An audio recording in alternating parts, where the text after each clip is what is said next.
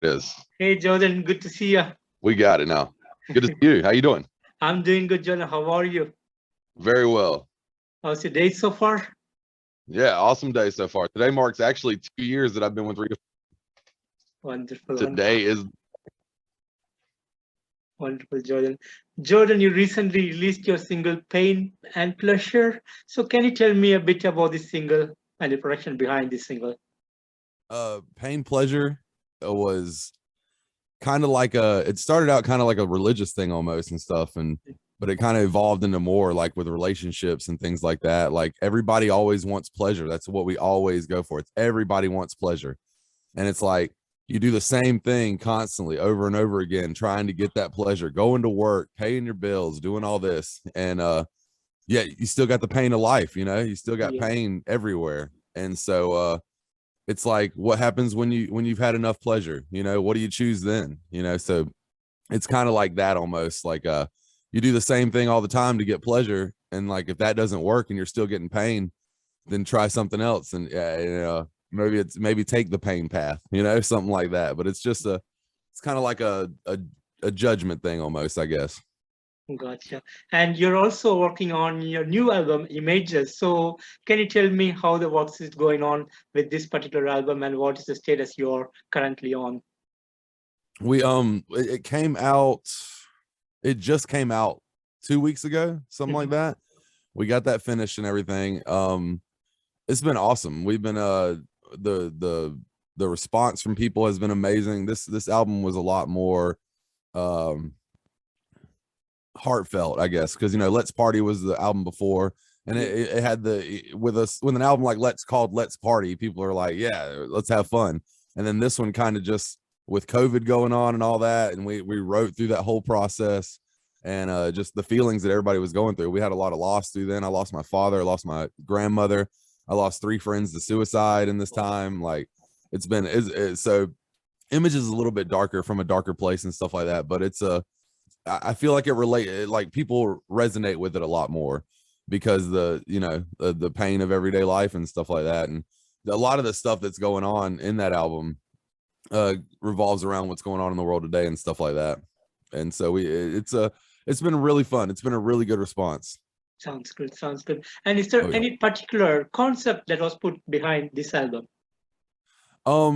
Pretty much the whole album as a whole, it's something that I've always spoke on as myself without the band necessarily, but it's just like you're looked at every day by people that don't know you, and they judge you right off the bat immediately. Split decision. They see what you look like, they all of a sudden know exactly what you are. Like I've got the tattoos and the piercings and stuff, and so I'm in the Bible Belt as well, so like a lot of people look at me and they're like, this guy is terrifying.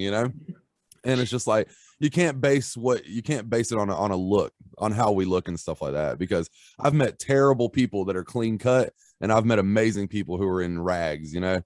So it's just that's my big thing, is I want people to take away from it. Like when it comes to like racism and stuff like that, you see someone for the color of their skin, it's like, we didn't even choose that. Like we didn't choose to be here, we didn't choose any of this, and you judge people for that. Like that's so it's a big thing. It's a lot of that. Like people judge us for our images. They think that they heard Redefined 2 years ago before I was in the band, and that's who we are now. And it's not. We're a complete different monster now. And it's so just it's most likely like it's more than likely like, give us a chance, Yeah. see that we're not, these images aren't all that we're made of. That's actually a line out of Images, but Amazing. Amazing. So what I heard from you is Redefine is more likely redefining the system that what we are living on, the there society you what we're go. living on, right? Awesome.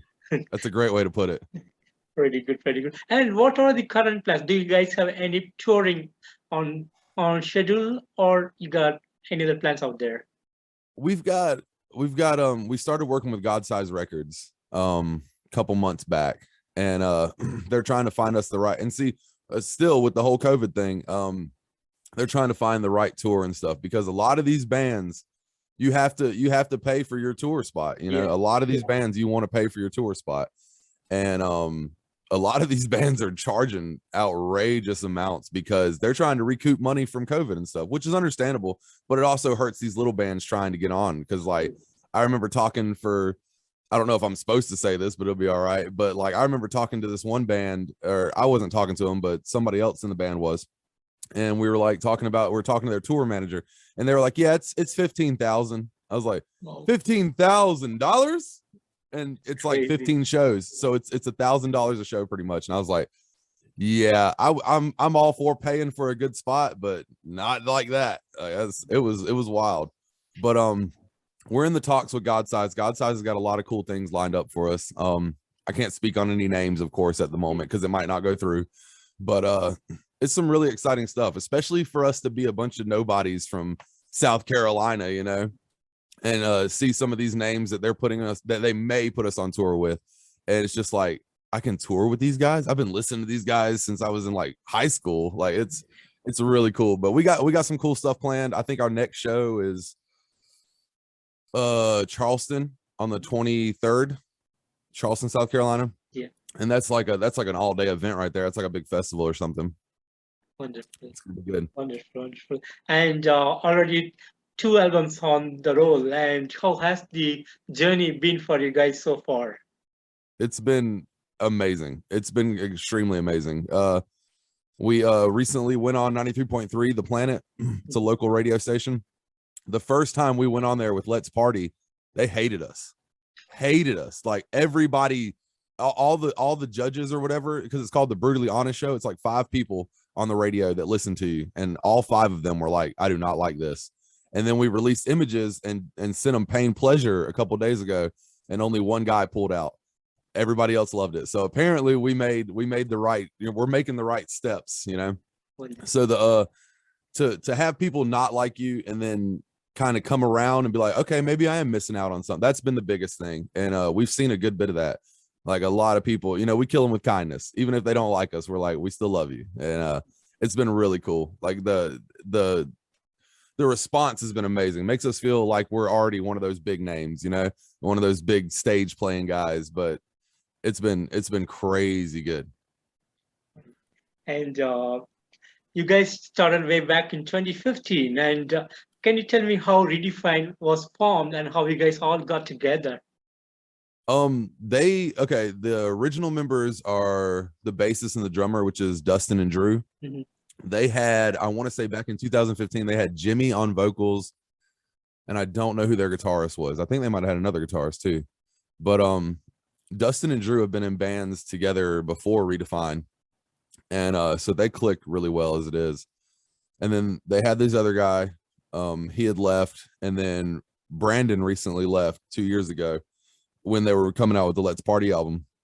And so the 2 years that I've been here and everything, it just clicks. It's really weird to explain, because like I've played in bands where, you know, it takes a while to write or something like that. Like everybody's got to kind of get their part and stuff like that. But these guys, it's been the most professional thing I've ever seen in my life. Like these 3 dudes will go in there, hammer out a song, and I'll get a text, you know, hey, we wrote a new song tonight. And it's like, I got 4 other ones I got to write for. Like y'all got to calm down. But it's a great thing to do.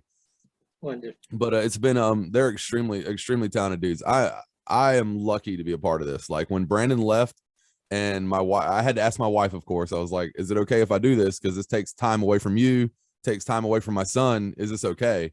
And she was like, I don't want to take time away, but who am I to tell you not to chase your dream? And so she let me do it.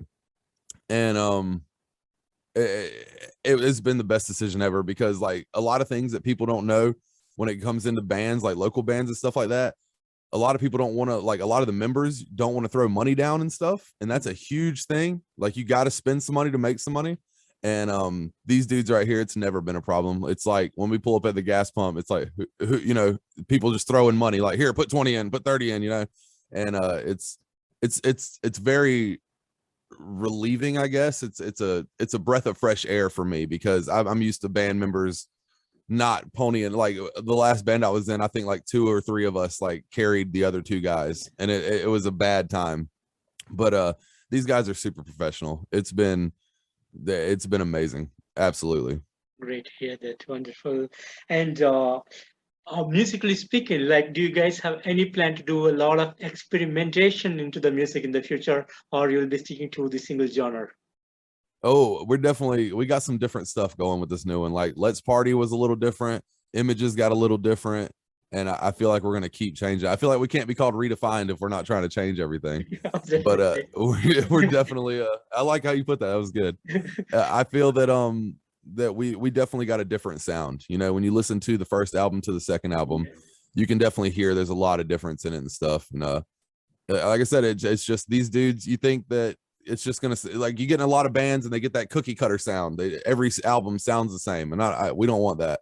We want to change it up, even if we take a leap and we fall flat on our face with it. You know, at least we tried it.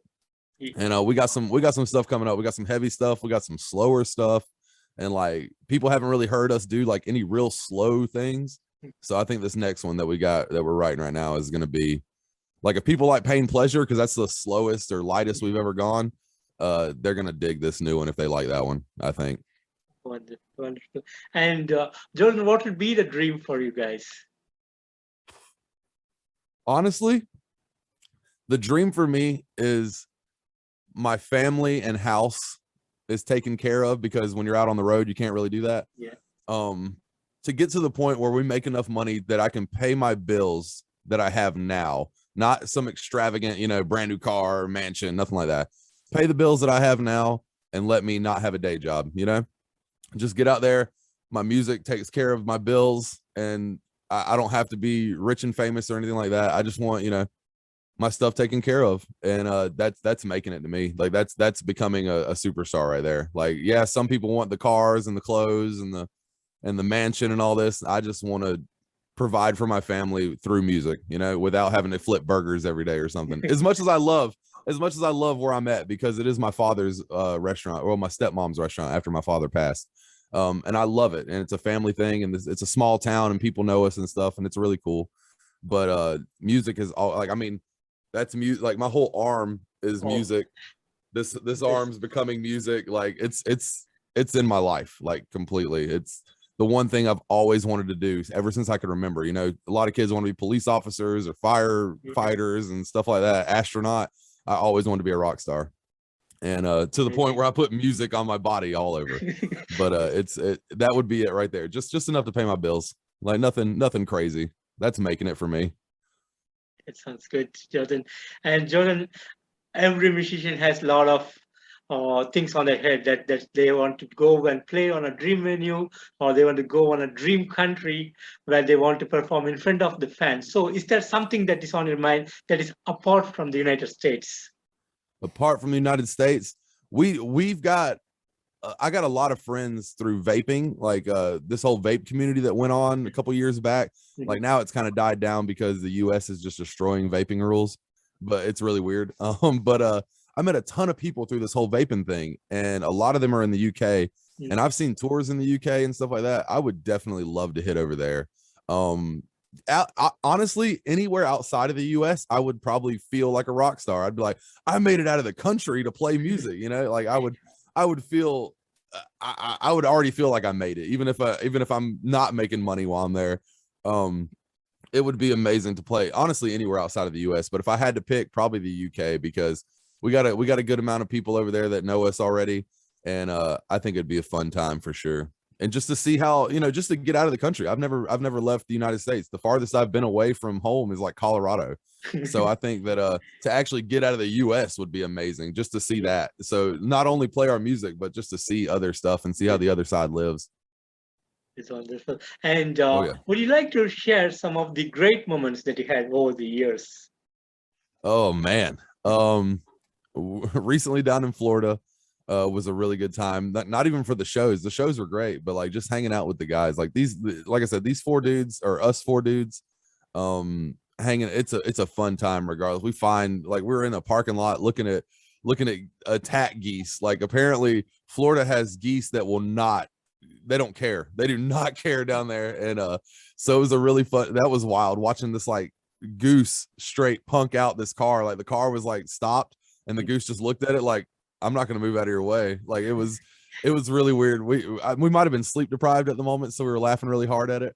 But there's been a lot of fun stuff. Just the shows in general. Like, Florida is a whole nother monster for us. I never knew that we would have people in Florida that liked us like this, but it goes hard down in Florida for us. And I'm trying to think of the craziest thing. We got pulled over in Florida. We had a trailer without a tag on it, and apparently in South Carolina that's not a problem, but in Florida it is a problem.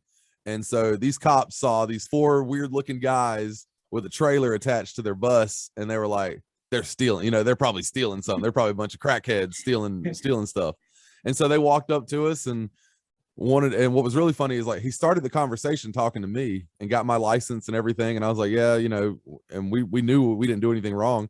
And in the end of the conversation, I guess he thought Big Drew, our bassist, I guess he thought he was me, because he goes and hands him my license and he's like, all right, well, just make sure you don't do this anymore. And it's like, does this cop not even know he was not talking to the right guy? Like, I was standing right there and he took the conversation to somebody else. It was a wild time, because Dustin and Andrew were walking across the street, because we drove and they walked, and they look over and they're like, oh no, they thought we were all going to jail or something. And it was just a big misunderstanding, I guess. I don't understand what they were looking for. I think they really wanted to see what was in the trailer. Yeah. And then as soon as I was like, I'll pop the trailer open, let's take a look. And they were like, oh, okay, these guys aren't stealing anything. So that was probably the wildest guy. I thought we were in trouble for a second. I was like, what did we do? But the cops in Florida were not playing around that day. They were stopping us immediately. Interesting. And Jordan, when did you really started to see that you have to do something with the vocals, and when did you really get something to mind, or did you get some inspiration to start singing?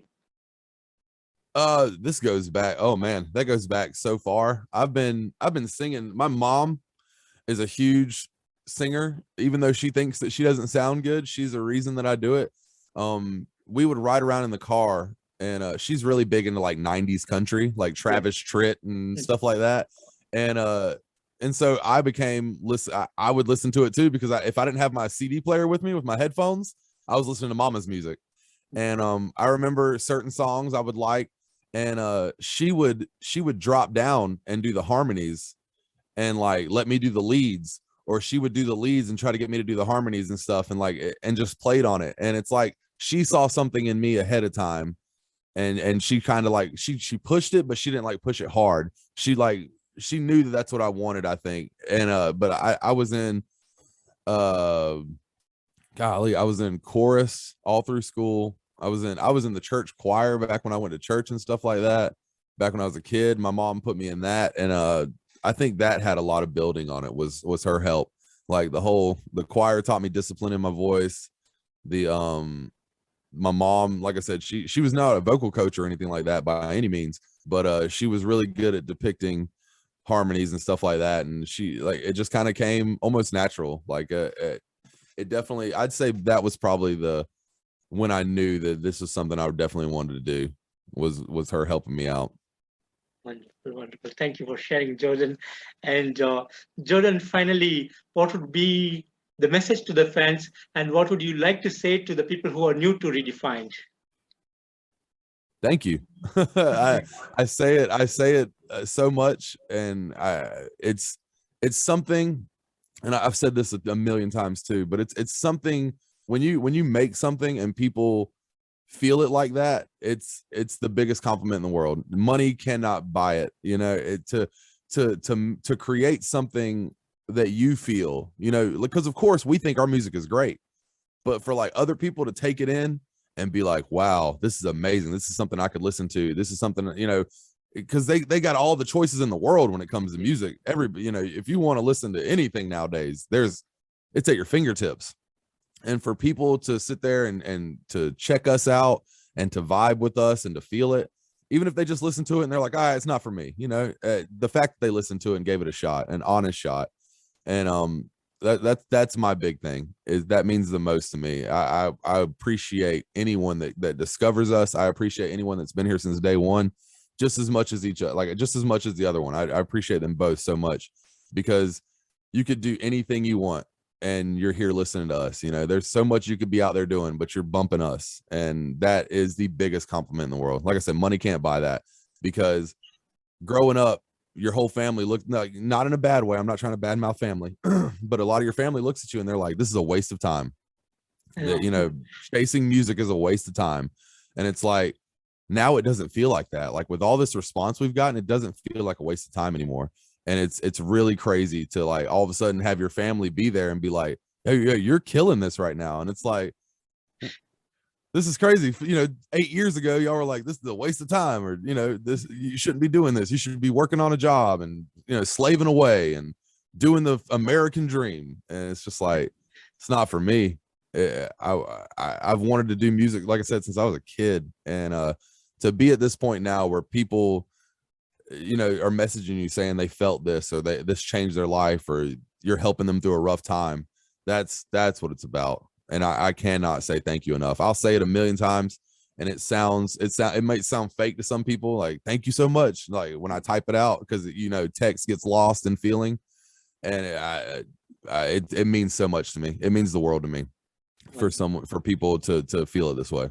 That's so beautiful, Jordan. And Jordan, I want to thank you so much for giving me this opportunity to interview you today. And thank you for having us, or for having me. I appreciate you. And thank you so much for making amazing music for the musical fraternity around the world. It's a real honor for us people around the world to listen to you guys. And thanks again for today. And you have a good day ahead, Jordan. Hey, I appreciate you so much, man. Thank you. Thank you. Bye-bye. Bye.